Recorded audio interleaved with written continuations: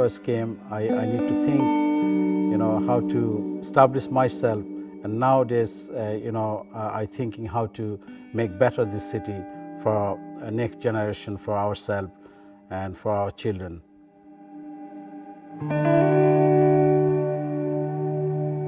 So, where'd you come from again? Okay.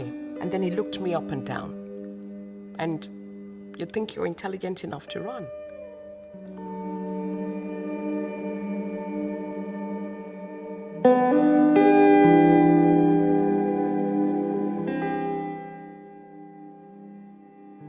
What if people choose not to vote for me?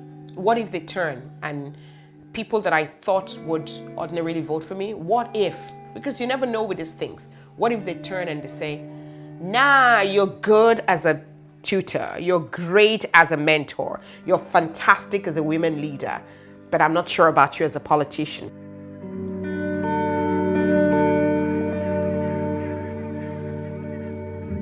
As young African migrants, and a lot of you here probably second generation migrants, your parents gave up their entire life where they were at as migrants. They gave everything up to come here so that you can have the life they never had. Actually, there are structures in place, institutional structures that are holding a lot of migrants back in workplaces. A migrant will not get a job as quickly as anybody else, as an indigenous Irish, and people will say, yes, it's their country. That's right, and that's okay. But we're going to lose out as a country if we don't open the opportunities up for people who have the capacity to deliver on a job, the qualification, the experience, the expertise.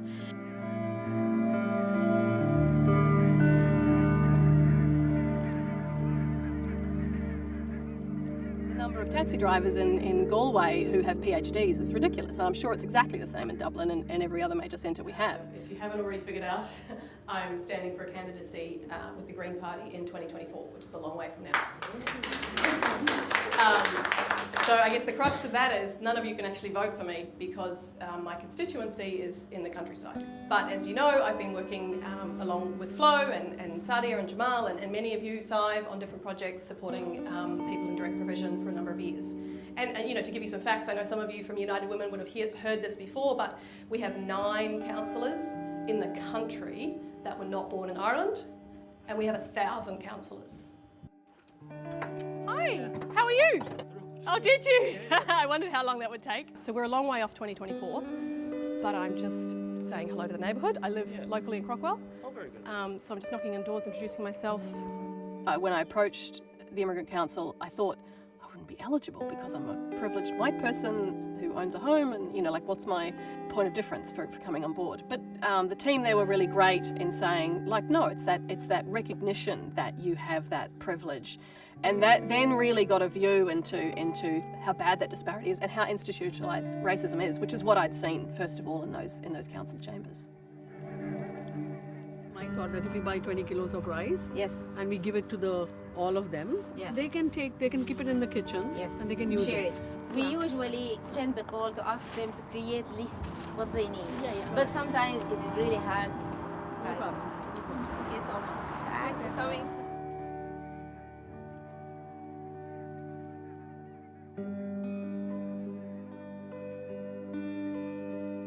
Because my husband is a doctor and I'm just joining him as a spouse. So the stamp that they gave me is stamp 3. And I just call it like a prison. I'm not allowed to work or involve in business. And that was really hard. I work as a sociologist, also as a journalist. But I never stopped or give up. I started to volunteer from the first year and I am still volunteering until this minute. Hi, I see you. How are you? My name's Megan. So just knocking on doors saying hi, asking people if they have any issues. I know there's the footpath over there, which everyone is really focused on. It's bad, yeah. It's dangerous, frankly. It's the #1 issue, I'd say, for our estate. So we will, later today, we'll see United Women, which is a group that's grown up out of the Direct Provision Centre in Dominic Street in the city. And that is a group of women from all over the country, all over the planet, that have been taken refugee status here in Ireland.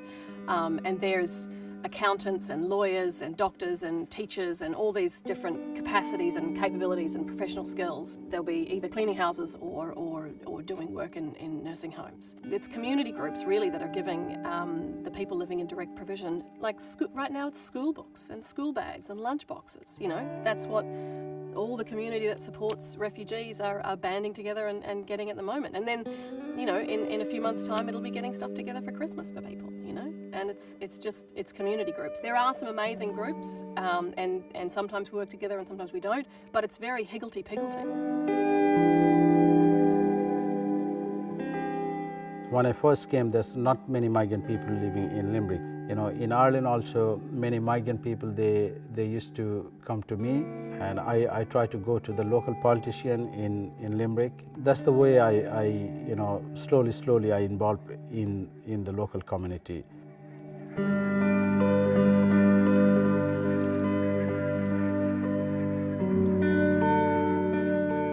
You see, what I believe, people can born anywhere, but most importantly, where you live.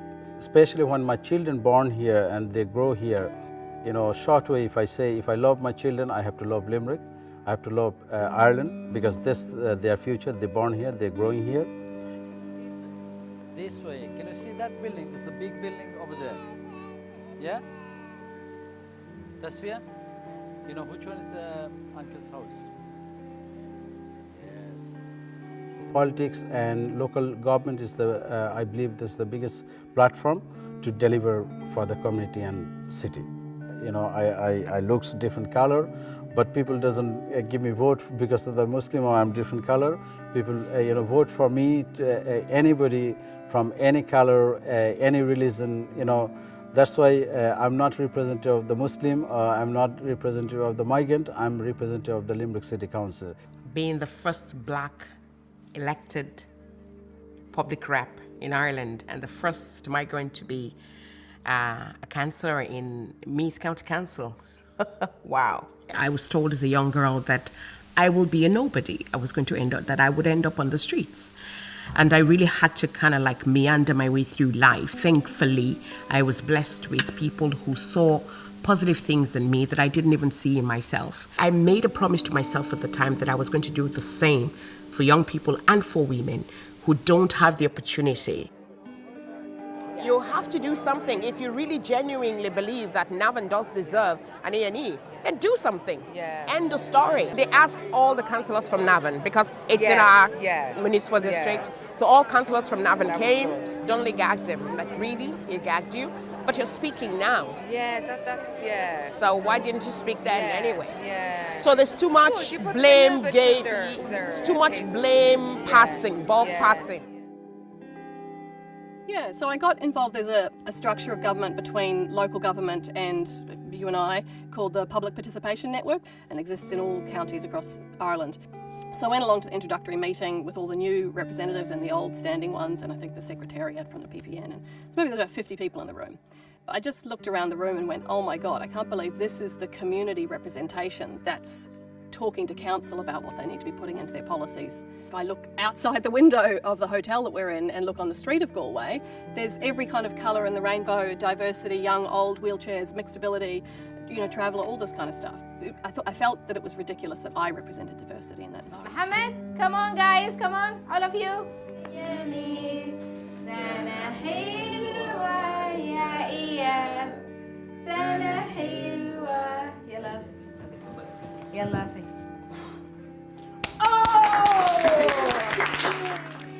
Letterkenny means settlement.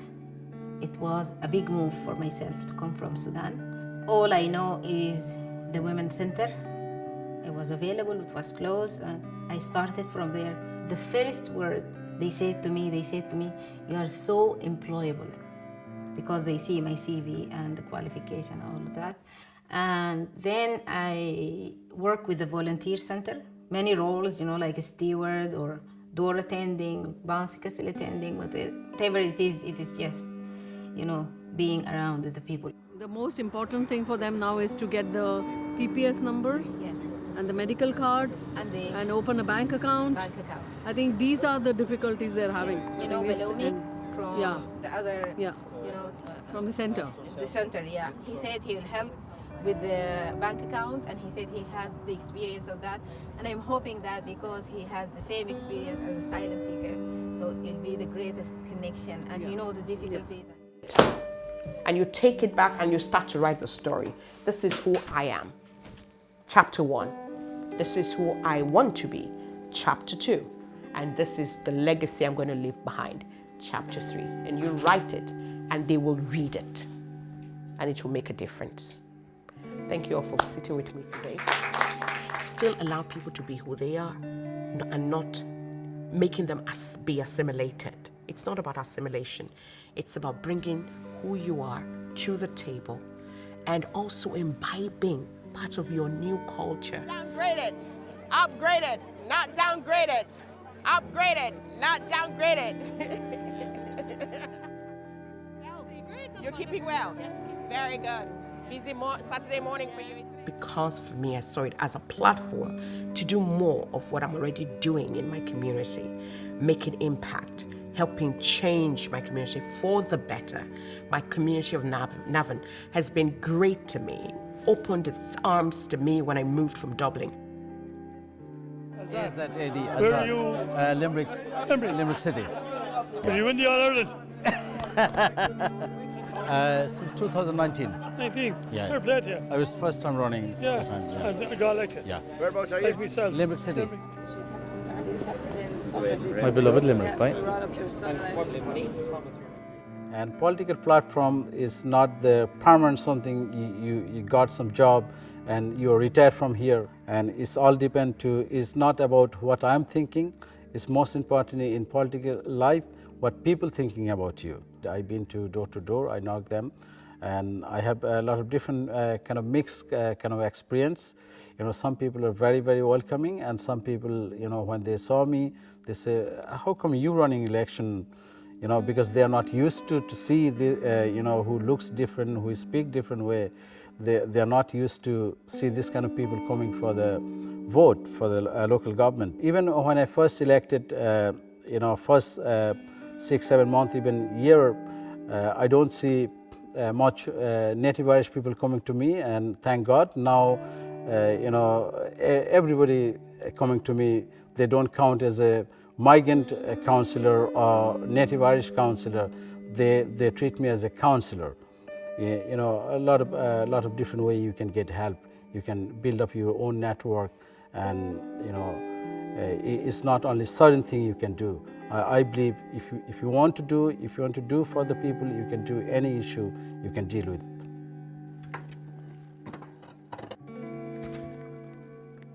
Hi, how are you? Good. My name's Megan. I'm with the Green Party.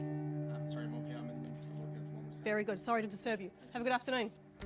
Because we've, by virtue of being migrants and your experience as applicants for international protection, you've seen and heard things that nobody else has, So to make that more widely known so that people essentially vote to affect change, because what we keep seeing, and this is a kind of a constant issue for Galway, is that there's all these discussions about having intercultural strategies and intercultural policies and what have you, but there's actually no change.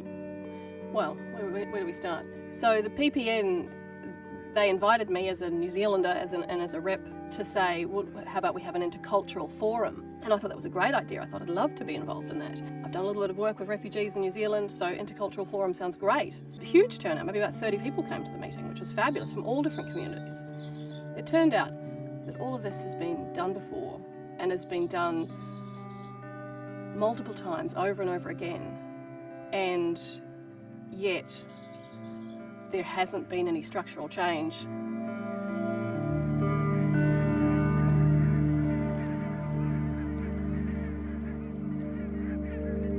I did not win the election, but I'm so proud to be involved, to have a voice, to be heard, and also to represent others.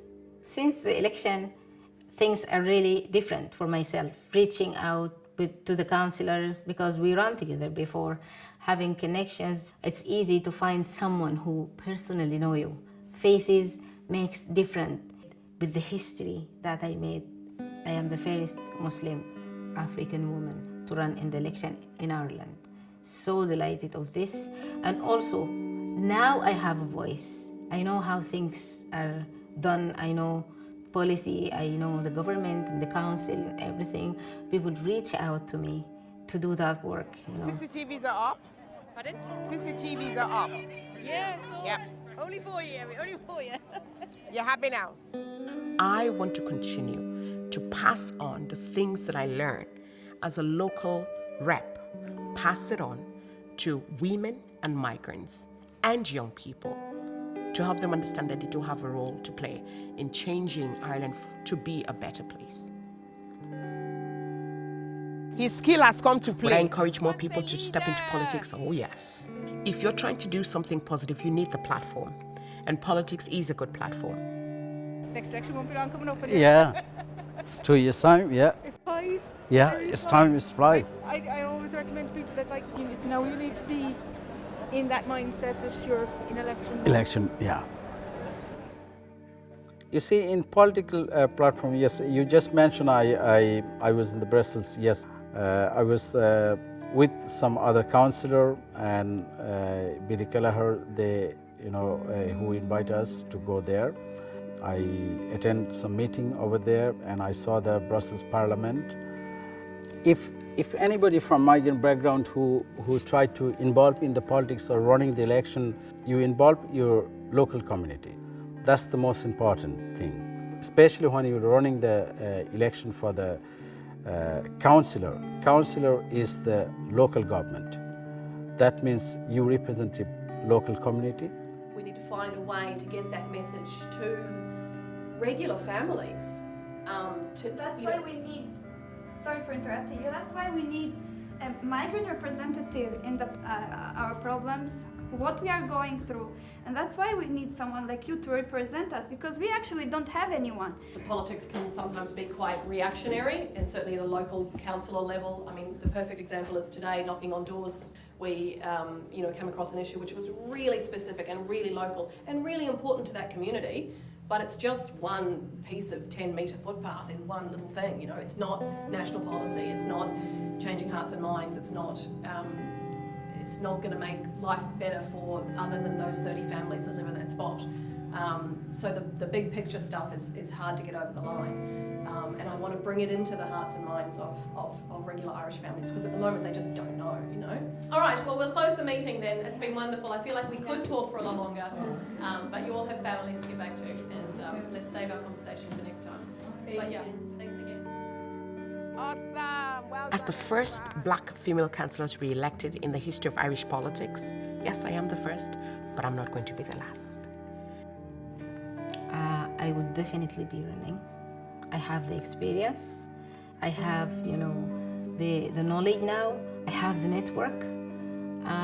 My strength is my identity. I am Arabic. I am African. I am Muslim. I am Sudanese. I am Irish. I just mentioned before, when I first came to Ireland, I was, after work, when I go home, I was thinking how to get my work permit renewed, how to I stay in this country.